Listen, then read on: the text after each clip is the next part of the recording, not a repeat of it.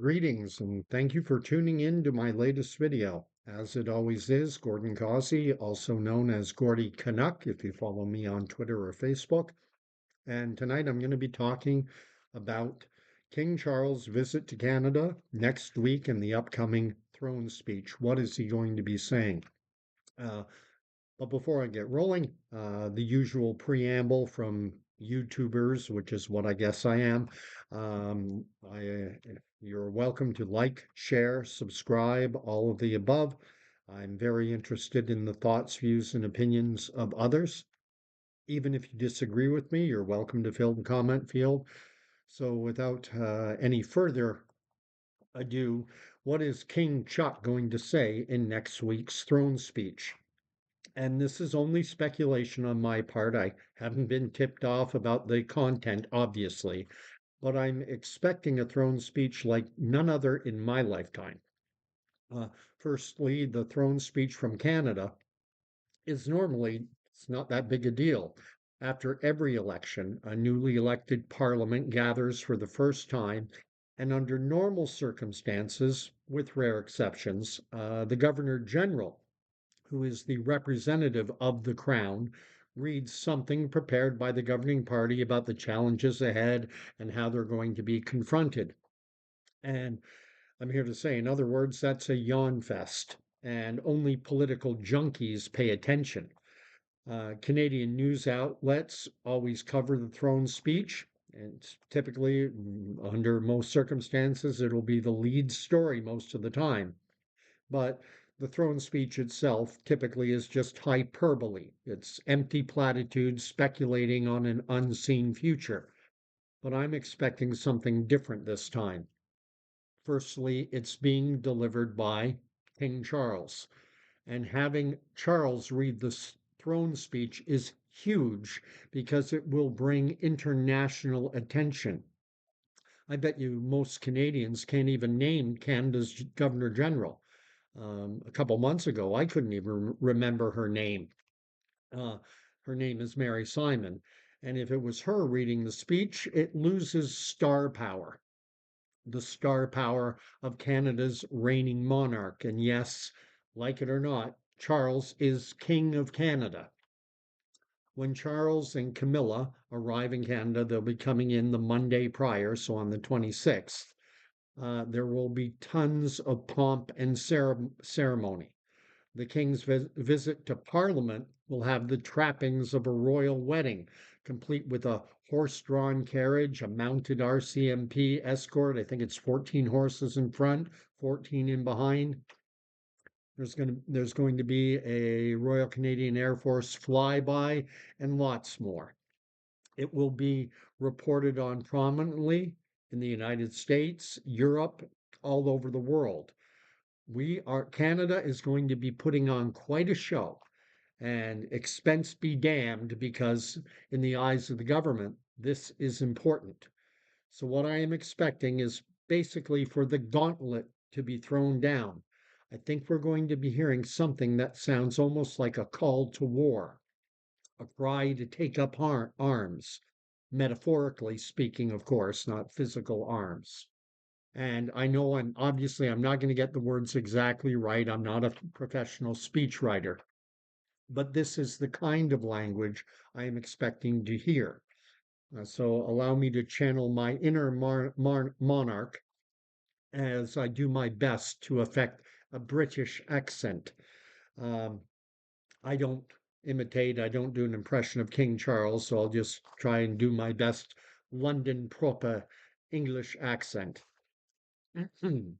My fellow Canadians, and yes, as your king, I too am a Canadian. It is both an honor and a privilege for me to lay out the challenges and opportunities that Canada will be confronting in the months and years ahead. And not just Canadians, but citizens of countries all over the world. Canada and the world are at an inflection point, and it is time for Canada to lead. Just as this nation's soldiers fought bravely at places like Vimy Ridge during World War I, so too now Canadians will be leading the charge in battling forces which seek to destroy our world. On April 28th of this year, Canadians overwhelmingly endorsed a plan for bold and decisive action to combat a world that is in crisis. Canadians living in and around places like Whiteshell Provincial Park in Manitoba have witnessed one such crisis firsthand in recent days with the wildfires that have devastated communities like Lac du Bonnet. Canada and the world can no longer turn a blind eye to the climate crisis confronting our planet. Canadians know that if we fail to act now, that catastrophic weather events like wildfires, they will threaten not just our economy and small communities, but large population centers and our very way of life. And Canadians have endorsed and embraced a call to arms and a plan for bold, decisive action. Taking action will involve sacrifices, of course, but Canadians have always stepped up during times of dire need.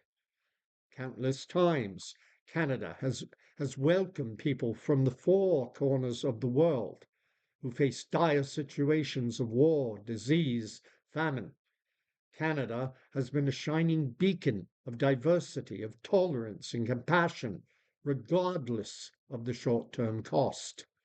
And because of the sacrifices of generations past, we have built a country that is the envy of the world. Canada will continue to be a welcoming nation. We will open our doors and display the warmth and kindness that has made Canada a respected member of the world community. While some nations close their doors, feeding on the emotions of fear and hatred, Canada will, as it always has, be a warm and welcoming shelter in a world torn by division. While other countries may choose to embrace the politics of division and fear, Canadians will embrace love and inclusion. While other nations may shut their door to the stranger, Canada will welcome the stranger as we build strength and resilience by being both welcoming and compassionate. While others allow the spread of hate under the guise of free speech, spreading fear and offending the sensibilities of the poor and disadvantaged, Canada will stand strong to protect those who are the target of offense and punish the offenders. Canada will continue to lead as we face the challenges confronting this world today, and we will build a future for our children and our grandchildren, a future of peace and prosperity, a future that can be sustained for generations to come, a future that the world will embrace because these challenges are global in scope. Failing to act means a future of devastation and destruction. Failure would mean continuing the divisive politics that are tearing this world apart. In short, failure is not an option. Canadians know this. The fight is being joined by many Western developed nations. Your recent election has been followed by elections in Europe and other parts of the Commonwealth. The divisive politics of populism and extremism have been rejected in recent elections in both Europe and Australia. Canada emerged from the battle with COVID with far better outcomes than nations that shunned public health advice and directives. The overwhelming majority of Canadians made the sacrifices that were needed in order to protect one another from the horrors of a devastating disease that emerged in 2020. And with another pandemic a certainty, Canada has just signed on to the World Health Organization's new pandemic treaty, ensuring a unified global response as we learn from our experience in battling against COVID. Well, Other nations may walk away from their responsibilities to work cooperatively with the world's nations. Canada will once again be a leader in showing the world what can be achieved when we unite in common cause against a common enemy. The Canadian government made the needed investments to protect Canadians and to ensure they were able to weather the storm when COVID hit. And your government will be there again to provide what Canadians need in order to weather every storm in the battles that are to come. Rest assured that Canadians will not be abandoned as we transition off our reliance on climate destroying fossil fuels. Your government will be there to support all of the vital needs that Canadians have. Just as during COVID, your government will make the needed investments to ensure that Canadians can emerge from this transitionary time stronger and more confident as we embrace a new world that is more equitable, inclusive, and sustainable. And after he's done reading, the Liberal side of the House will stand up and applaud him uproariously. He might even get polite applause from the opposition benches. That's what I think we're going to hear. It's going to be longer than that, though. His speech will probably go somewhere 20 to 30 minutes in that range. I'm going to keep my video shorter.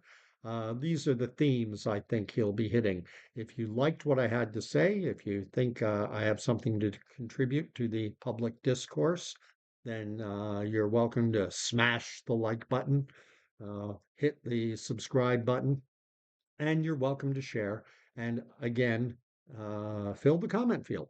What do you think King Charles is going to be saying next Tuesday? Do you think it's going to be international news as I do, or do you disagree? Do you think it's going to be ignored? Let me know what you're thinking. And again, appreciate you watching, and we'll see you during my next video. Next one is probably going to be a live stream tomorrow night. So God bless, and we'll talk to you soon.